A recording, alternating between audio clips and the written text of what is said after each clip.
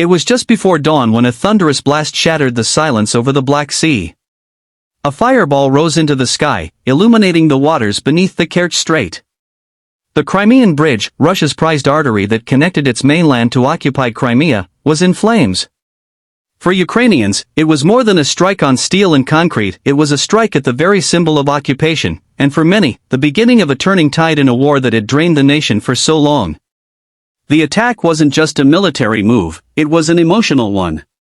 In a small Ukrainian village near Mykolaiv, 28-year-old soldier Alexander sat in the barracks, staring at the news on his cracked phone screen. His younger brother had been killed months earlier defending Kherson. His mother wept every night, praying for an end to the fighting. And when the screen lit up with the headline Crimean Bridge ablaze, Alexander felt something ignite inside him. For the first time in months, hope didn't feel distant. Across the country, people gathered around televisions, radios, and mobile phones. Some cried tears of relief, others shouted in triumph. Farmers in liberated villages hugged one another in the fields they had been forced to abandon. In Kiev, children whispered to each other, asking if the bridge's destruction meant their fathers might finally come home.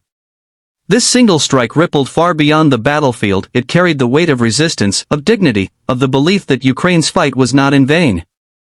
But hope came with questions. Would Russia retaliate with fury? Would supply lines really be cut off, or would Moscow find another way? In Crimea, Russian troops scrambled, their vehicles backed up in endless lines, waiting for ferries that could never handle the same load as the bridge. Ammunition convoys stalled, fuel trucks sat vulnerable, and soldiers muttered nervously. For the first time, the mighty Russian supply machine showed cracks. For civilians in occupied Crimea, the flames on the bridge were a different kind of light. A young schoolteacher named Irina, who had been forced to teach under Russian textbooks, stood at her window watching the smoke from afar. She whispered to her daughter, "Do you see that? Ukraine has not forgotten us." Her words carried more strength than any weapon, instilling hope in those who had been silenced by fear. Back in Ukraine, the challenges were immense. Russia launched waves of missile strikes across cities in revenge, hitting power plants, schools, and apartment blocks. In Lviv, families huddled in basements as the electricity went out. A father held his children close, telling them the bridge's destruction was a victory worth the darkness. His words steadied them, though he himself trembled inside. The Ukrainian military knew the strike was only the beginning. Destroying a bridge was symbolic, but holding the line meant continuing to sacrifice. Supplies were still scarce, ammunition was stretched, and every soldier understood that Russia's fury could mean more death. Alexander wrote to his mother, "The bridge is gone, but the fight is not. Don't be afraid. We're closer now than ever." His message gave her strength, though she clutched her cross tightly, praying her only surviving son would return alive. As days passed, the world reacted. Western allies praised Ukraine's boldness, while debates in European capitals grew louder about increasing support. The image of the burning bridge spread across newspapers, television, and social media, igniting conversations far from the battlefield. For those abroad, it was a distant war; for Ukrainians, it was survival. But the bridge reminded everyone that the war was not frozen, that courage could still rewrite the narrative. Irina in Crimea faced danger for her quiet defiance. Russian authorities tightened their grip, arresting anyone suspected of celebrating. She deleted the message she wanted to send to her relatives in Kiev, fearing the knock on the door. Yet in her heart, she carried the fire she saw on that bridge. Her daughter asked if Ukraine would return soon. Yes, she answered, though her voice cracked. That hope was her resistance. Meanwhile, Alexander and his unit prepared for another counteroffensive. He kept the memory of his fallen brother close, imagining how proud he would be to see Ukraine striking back.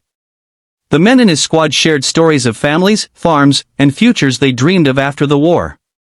They laughed through exhaustion, finding strength in each other.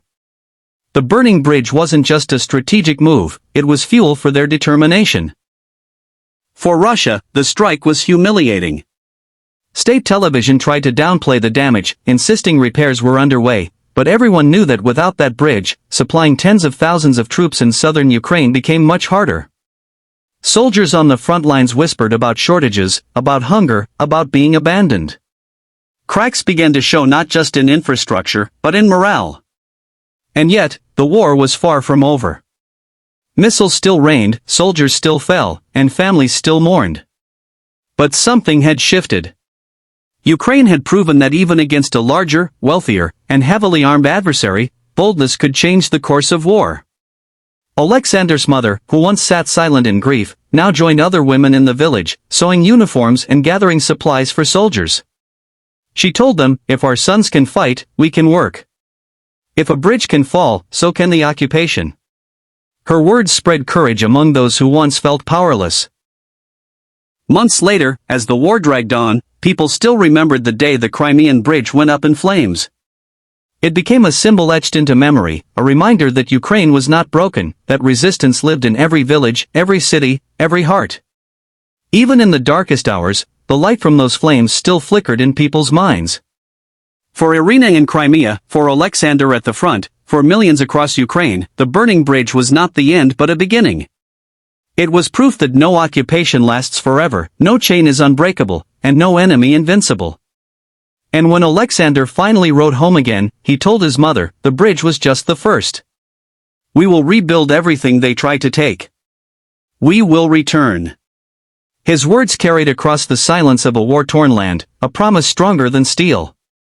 Because in the end, Ukraine's bold strike wasn't just about cutting supply lines. It was about lighting a fire of hope that could never again be extinguished.